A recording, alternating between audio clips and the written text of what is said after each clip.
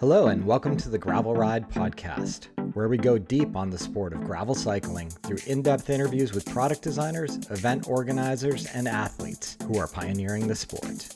I'm your host, Craig Dalton, a lifelong cyclist who discovered gravel cycling back in 2016 and made all the mistakes you don't need to make. I approach each episode as a beginner to unlock all the knowledge you need to become a great gravel cyclist. This week on the podcast, we welcome Anne Hed, CEO of HED Cycling out of Minnesota. If you've been around the cycling industry for a while, I'm sure you've seen HED wheels. They've been around for many, many decades and have been pioneering the use of carbon to go fast for that entire time.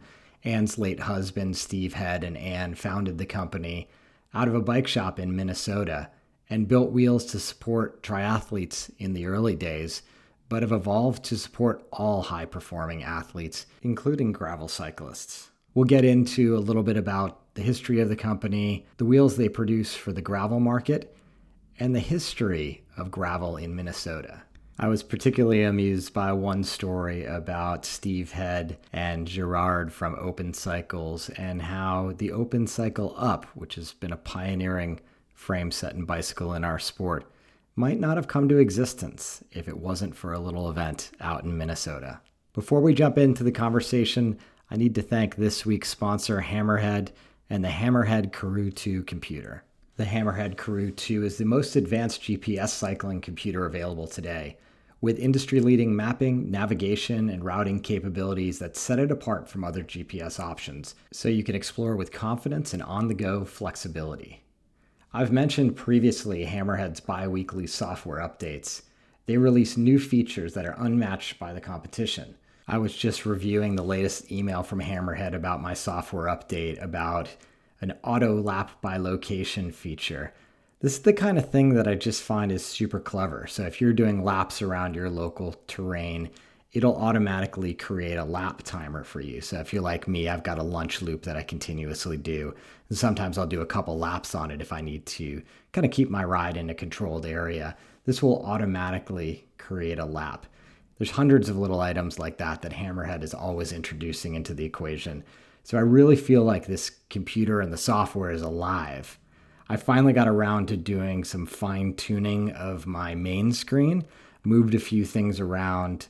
As I've started to get a sense, I've got all these options as to what I can put on the screen, and I'm pinning down exactly what I want and putting them in the right location. So while I was happy before, I'm super happy now that I'm getting it dialed. So if you're in the market for a new GPS computer, I encourage you to check out the Hammerhead Karoo 2. For a limited time, our listeners can get a free custom color kit and an exclusive premium water bottle with the purchase of the Hammerhead 2 computer. Visit hammerhead.io right now and use the promo code THEGRAVELRIDE at checkout to get yours today. This is an exclusive limited time offer only for our podcast listeners. So don't forget to use that promo code THEGRAVELRIDE after adding a custom color kit and premium water bottle into your cart with the purchase of a Karoo 2. That's hammerhead.io. With that business behind us, let's jump right into my interview with Anne Hed. Anne, welcome to the show. Oh boy, I'm so happy to tell everybody the story of HED, and I'm getting ready to head off to Emporia next week. So it's like perfect timing for this podcast. Yeah, it's so exciting when I got introduced to you. Obviously, I'd been familiar with the HED brand for my entire cycling career.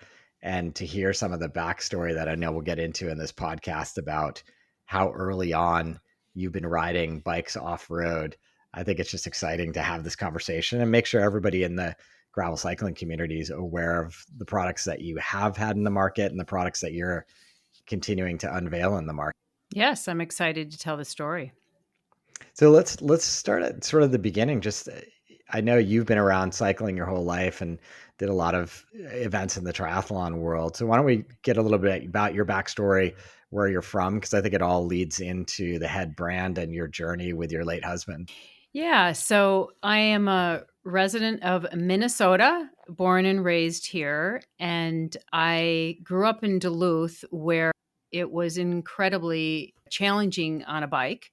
So my first job was a lifeguard. So I came from a swimming background and I had to bike just to get to work. And then I kind of picked up running along the way. And when I was in my early 20s, I saw, of course, the Hawaiian Ironman, and I thought, well, I'm signed up for college. I've done some classes, but I have this dream to go do. So I qualified for Kona in a triathlon, but I had no money, and I had a really heavy bike. And a friend said, "There's this guy named Steve Hed. He owns a bike shop called Grand Performance. I think you should go see if he'll help you." So I literally just walked into his shop, and there he was. You'll never forget it, like shirtless, grease all over, permed magenta hair. This was in the 80s, okay? And so he handed me $100 check, which didn't bounce, for the entry of the Hawaiian Ironman in 1983. So he also gave me a bike. So I headed over there, and I was racing, and I was on a professional team Mizuno. I wasn't winning a bunch of races, but while I was racing, Steve saw Francisco Mosier set the hour record on disc wheels, double disc wheels. And Steven's background, besides owning a bike shop and having a history lit degree, not an engineering degree, he had made skateboards and water skis kind of like in his garage. So he went into a garage with a friend and made a solid disc wheel in And what was he 19. make? What kind of a material was he using to make that wheel in a garage?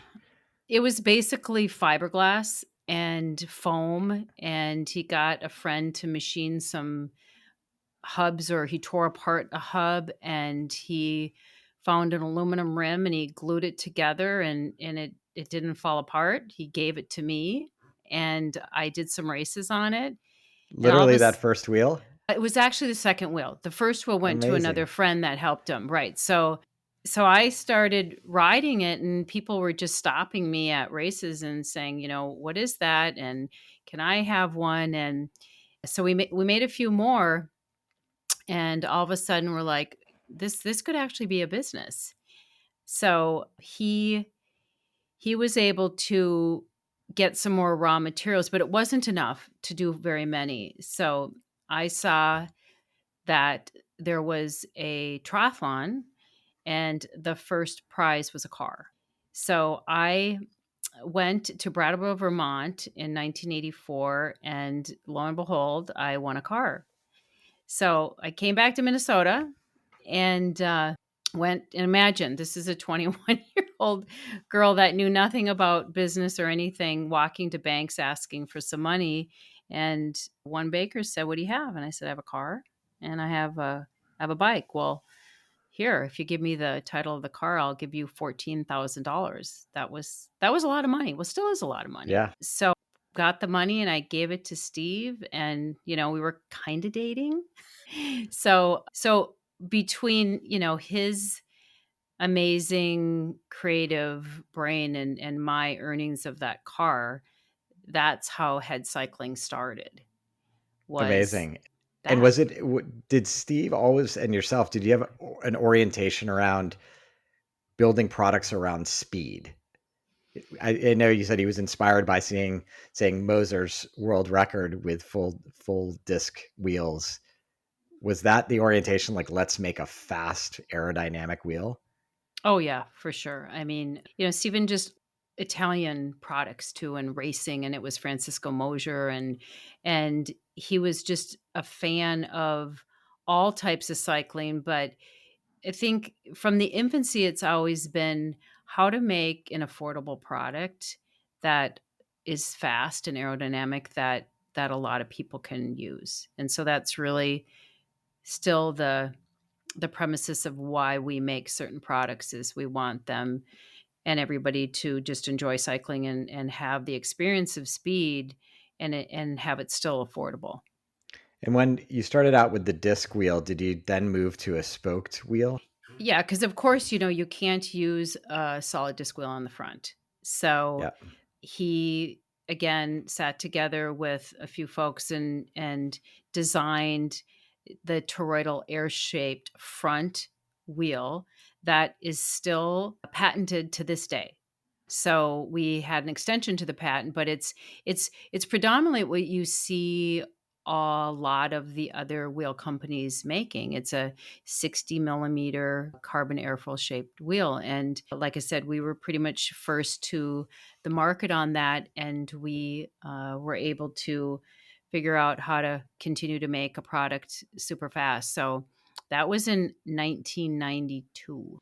Okay. Actually, I'm sorry, 1990. We had hoped to get more of the aerodynamic aspect ratios from our patent, but the three spoke wheel that DuPont had invented back then got some. And we eventually then did buy that wheel and that patent because we knew how fast it was. And had you been continuing to manufacture the wheels in Minnesota throughout that whole time?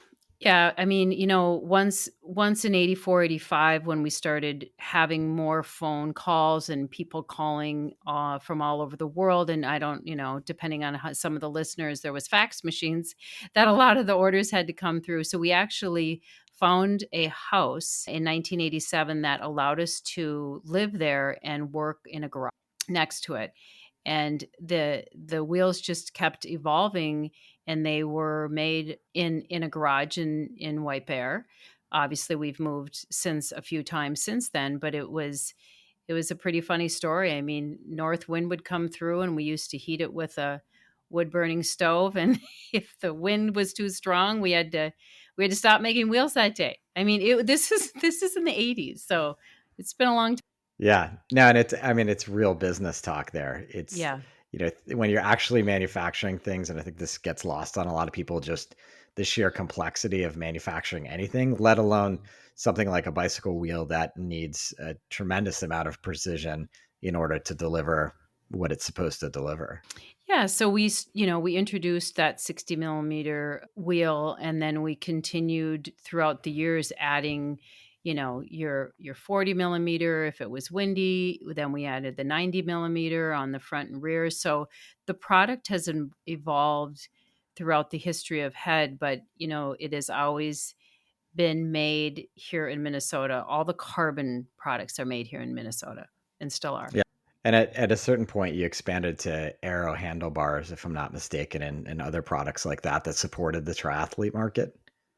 Yeah, I mean, we would work with professional cycling teams pretty much from all over the world. And obviously, with my background in triathlons, I did continue to do a few Ironmans. And then I decided that, Steve and I should eventually get married and, have children. But throughout the evolution of HED, the aero bars were introduced primarily because we saw a need for speed up there. The Scott handlebars that Boone Lennon invented also in the 80s, weren't carbon. They were aluminum kind of S-bendy. So we saw a need to add aerodynamic handlebars to our product also. And it seems, just again from the outside and a fan of the sport, that your husband then became sort of the aerodynamics guru for a lot of professional cyclists at some point.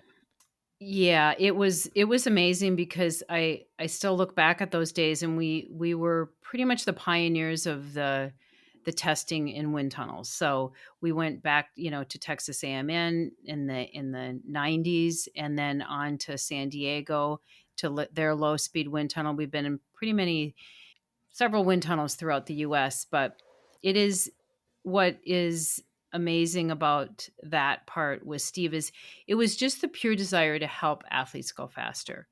It was working with a lot of professional cycling teams and just individual athletes. And he would come to races with me, and hey, who doesn't want their bike fixed at a race, or, some help with your bike? Because sometimes we'd show up at races and products would be broken because of, flying from across the world. And Stephen just always had a toolbox there and a measurement, and he would work with all different athletes from all different sports of cycling. And so fast forward a little bit to sort of to the 2010 era, living in Minnesota, all kinds of gravel roads have probably always been a part of your training life. And I think it's fascinating going back to those really early days of, let's call it pre the modern gravel bike market, what you were experiencing. Can you just talk about sort of that era and how as bikes evolved and events evolved, particularly in Minnesota, some of those events, you started thinking about off-road cycling as part of where the brand would ultimately go. So where we live is in a wooded area that has, oh gosh, maybe 30 miles of gravel, just pretty much, or trails out our back door. But Stephen's parents actually lived on a farm in Canby, Minnesota. And so Stephen talked about the dream he used to have of just riding the gravel roads back when he was a younger kid, or just experiencing gravel in general.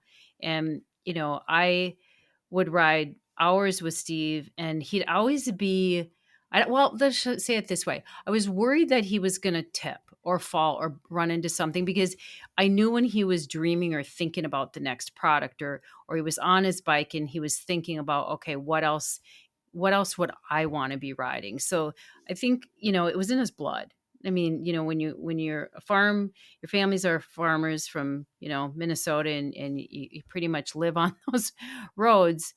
It just is part of your life. So I had to go back into my archives, and we introduced in 2007 what we called the C2 rim, which is a 21 millimeter rim, which was quite unusual for back then. And then in 2013, we we went to 25 millimeters. So we were really pioneers in doing alloy in wider rims. And that was inspired, one of our employees that has been with me for over 26 years, Andy Tetmar. I had to ask him today, and he did the first Almanzo in Minnesota in 2008, which Okay. is which is astounding when I think about it. I mean, I can just only imagine, back then, I think he said in 2007 there was 14 gravel riders in that ride. Look where Yeah, it's come now. it's incredible. Yeah, it's interesting when you look at whether it's the Grasshopper series here in Northern California that's been going for 30 years, or events like that were predated any of the equipment that we kind of probably take for granted at this point. Yeah, and Stephen and Gerard did an Almanzo in 2013, and And I that's Gerard from Open Cycles. Is that correct? yes, yes, Yeah. that's who it is. And so I remember like it was yesterday, fiddling around with their bikes, trying to get everything sorted, wondering what they were going to carry, for water and food. And I just remember, like, the night before, Gerard and Steve were just trying to figure out and piece together their bikes. And Steven had a local frame builder, Peacock Groove, Eric Noren, build him a gravel bike, because he just couldn't find anything here, or, around that he wanted to ride. So that first ride that they did together was back in 2013. And do you recall, were there certain things in bicycles that he wasn't finding that he had to ask for that custom bike to be built around? It was just, everything from being able to have the tire width that he needed, and he wanted a certain, we call it the triple crown. So it was the headset area where he wanted to be sitting up in a certain area. It was just the geometry of the frame that was not available. I mean, everything was custom made for Steve on that bike. And then, of course, after Steve's passing, Gerard decided to use some of that inspiration for the Open. And that first bike that Gerard made, it was like, I call it the chocolate brown color. And he, of course, in memory of Steve, did a limited edition, of which he sent me one. And obviously I wasn't able to ride it just because I'm 5'1". Uh, and so I gave it to my daughter, and she'll be riding it in Emporia, Kansas next week. And it's amazing how the thought process around that bike and ultimately what they arrived at with the original Open Up is still state of the art and progressive across anything you can find in the gravel market today. It's a beautiful bike, and all of the frames that Gerard has done have been, pretty much state of the art. And, besides that frame and the technology that it's brought, it's also been able to experience just, the 650B market also. So our rims are also 650B also. And, I can go more on, what we've evolved since the alloy rims that, Stephen was so much a part of in 2013 and 14. Stephen passed away in late 2014. And since then, we have brought our gravel wheels into carbon, but we weren't doing any carbon gravel wheels back in 2014. Was that a more of a sort of thought about what the market could bear at that point and the type of riders and the sort of scale of the number of gravel riders who might be interested in a slightly wider rim at that?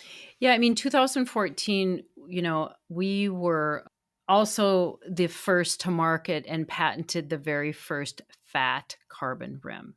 So we were really busy in 2013 and 14, launching that product also. We had gotten a large order from Specialized to produce those. And then what also transpired was Cervelo came to us and had asked us to manufacture frame. So Okay. we had never done that before. And this was something intriguing to Steve and myself just because it was a very complicated one piece carbon frame. And Stephen was working tirelessly to get it done and was really happy that we were able to do the tooling for that frame into a proto frame. And the day that the engineers from Cervelo came to HED, we made the very first prototype one piece carbon fiber frame here in Minnesota. But unfortunately, as he was getting ready to go to dinner with our engineers and I was picking up my daughter, he called me with just absolute joy and excitement because the frame actually worked, like the prototype worked. And he was, super proud of what had happened. But that happened to be the last phone call I ever had with Steve. He passed away he passed 4 days later after that. He ended up having a heart virus and he never woke up. So that inspired me to make a carbon fiber frame for Cervelo. And so we were so busy moving the business. I had to pick up and move 3 weeks later into a new facility. And it took about a year and a half to get into that market and make a frame. So to get to the answer of your question, we were so busy with this frame, fat bike rims, and we knew gravel was coming, but there's only so much I can do. I was, Yeah. trying to keep the company together and move forward after Steve's passing.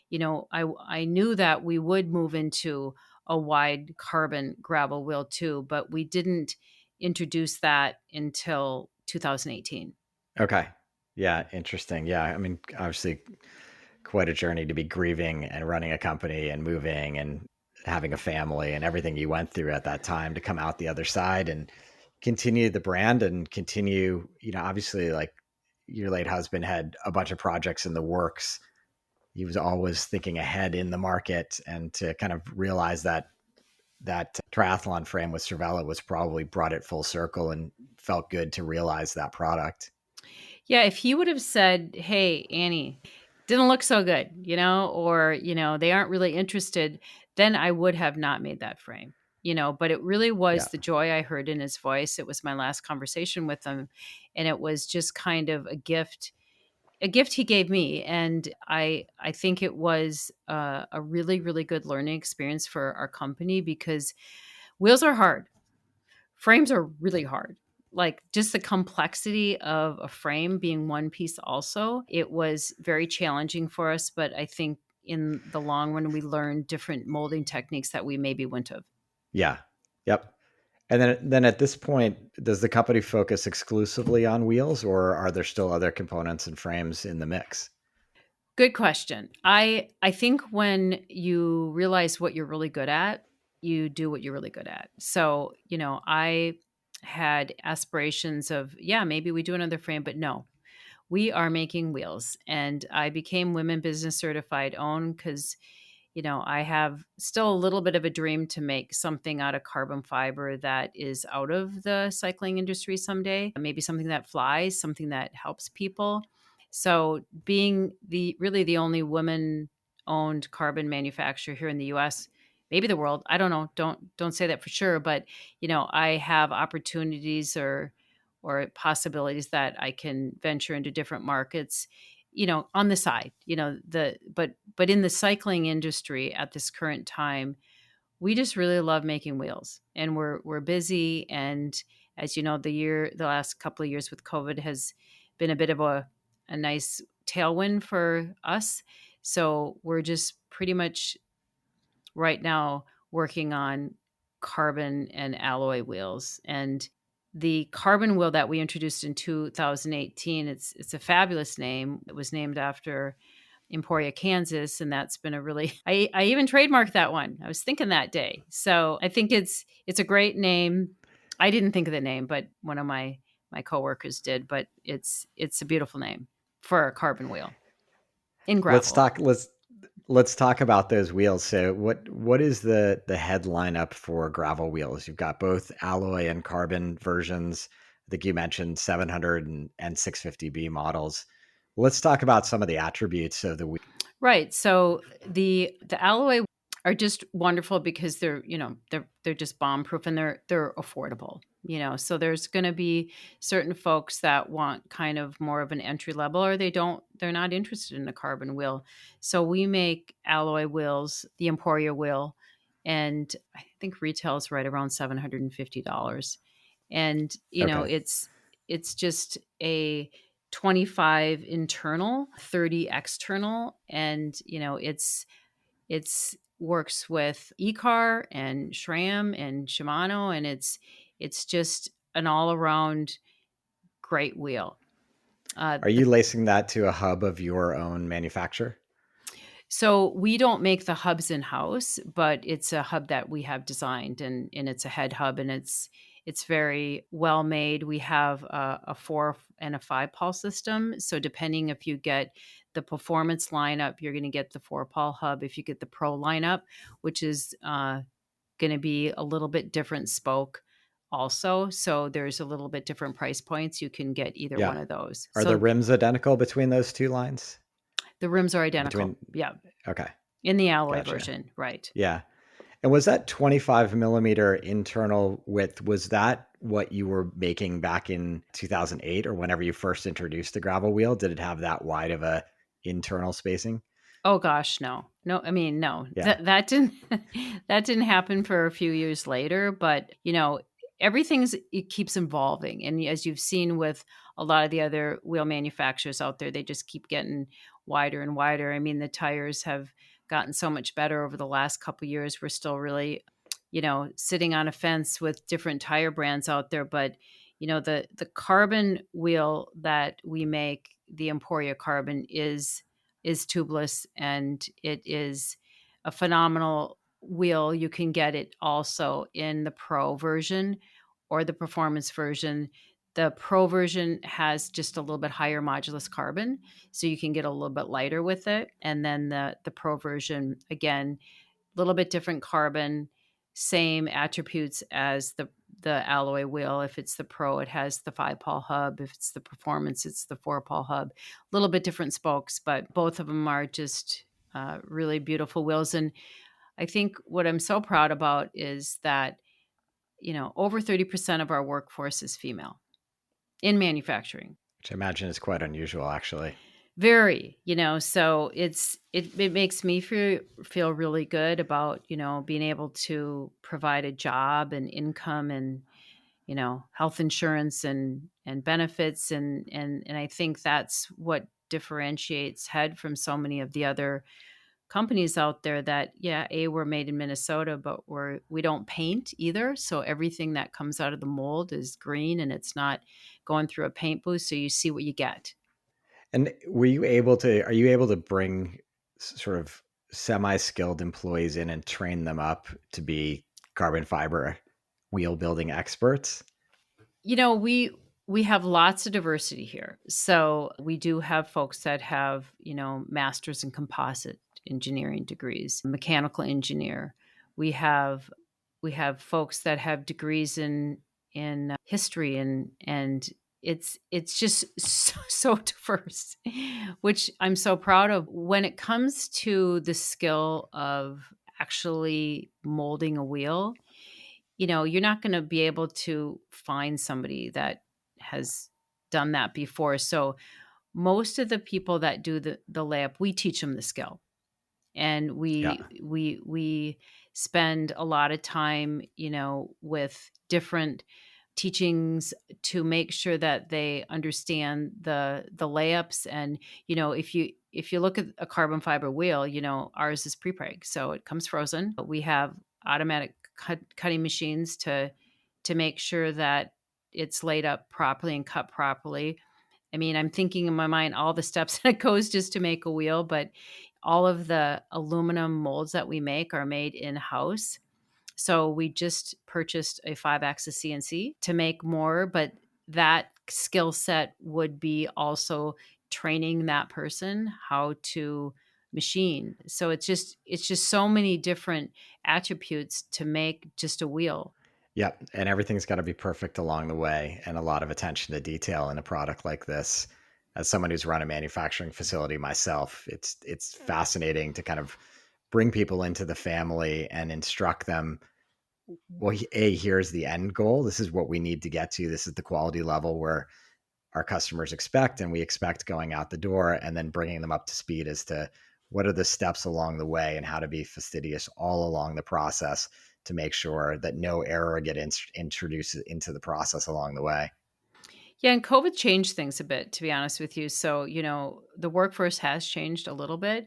We have been fortunate to find folks that were in the restaurant business, or, different schools and such, and they just wanted a stability. So we were able to hire them and give them a skill set, and they're really happy about that. I mean, what makes me happy is when an employee comes up and says, what, I get to buy a house now, yeah, or thank you for providing health insurance. It's it is the wheel that I love making, but I get a lot of joy out of working alongside and helping people find a skill set and giving them employment. Yeah, I think that's huge. And so often on this podcast, we're talking to people who work for larger corporations and don't have that really intimate relationship with all the employees. And it goes, as you said, far beyond actually the output of the manufacturing process. It's really being part of one another's lives and seeing people be successful and acquiring new skills. Yeah, I mean, next weekend I'll be able to see some of our athletes, and what I'm finding even really enjoyable is we've got athletes like Rachel McBride. There'll be a non-binary category there, and Rach will be racing in that. And I've got Jocelyn McCulley, who's a mother of two, who just won an Ironman in Texas. She'll be there. Several other athletes that we're supporting, and that's what I get excited about, is going to events now that we be able to get back after the last few years, and sitting in the booth and just supporting them, because that's where my roots were. I was an athlete, and I remember how difficult sometimes it was just getting to a race and making sure everything was okay with your bike and your wheels. And now we're going to be on the course. Rach needs support in the 200-mile. So you'll see a van out there, and if anybody else needs any help, we'll be able to help with some of our product. But it's connecting with the people that do the events, and not just the pros. I love seeing our wheels on all kinds of the folks out there. It just brings a lot of happiness to me. Yeah, absolutely. Is the company going to be at other events throughout the year? Is that part of the marketing plan for the year? We are one of the title sponsors for Big Sugar also, and we're diverse. We have triathlons that we're going to. I just got back from St. George Ironman and saw some of our triathletes, but we keep kind of adding things each month. So I'm not sure what other ones for sure we're going, but I know that we are for sure going to Big Sugar. Right on. And as gravel athletes are considering a head wheel set, what's the best way for them to kind of understand where to land in your product lineup? Are there some sort of easy ways to talk people through whether they should be riding a carbon wheel or an aluminum wheel? Well, we actually pick up the phone. So if somebody calls here and is kind of stuck a little bit, that's been one of my mantras too, is I really think it's important for people to be able to call, and whoever answers the phone here is very well diverse in the needs of what an athlete might need or a weekend rider or such. So, it really kind of depends on what their goals are, and what their price range is. But like I said, we have aluminum wheels that are under $800, and carbon wheels, well over $2,000. So it's really whatever you feel you want. I mean, putting on a fancy pair of carbon wheels, is fun, and it is lighter, and it's going to maybe respond a little bit different, but we sell a lot of alloy too. I mean, so it's really up to the athlete or the rider, but we can help them Yeah. decide depending on what they Yeah. need.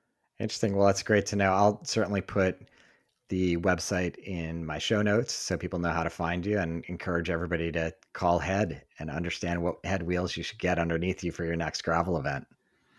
Yeah, I'm really happy to say that, our supply chain is pretty good. Like, it was tough maybe 6, 7, 8 months ago, but if you called today, most of our alloy gravel Emporia wheels are in stock within a quick lead time to ship. Carbons, even some of those in stock. So it's not like the crazy lead times that you're hearing from a lot of the bike manufacturers. We could get people up rolling on a head wheel pretty quickly. Amazing.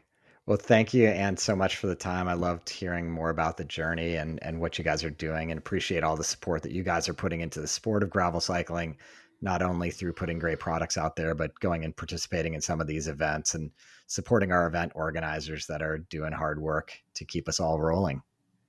Yes, well, thank you, and I hope to meet some of the people that hopefully will listen to the podcast. And if you see me and you do listen to it, just let me know or drop me an email. And if you have any questions about our product line, I actually do pick up the phone too and answer my Amazing. emails. Yeah, I love it. Thanks so much for the time, and good luck out in Emporia. I'm looking forward to it. Cheers. Thanks. So that's going to do it for this week's edition of the Gravel Ride Podcast. Big thanks to Anne Hed for joining us and sharing the story about HED Cycling.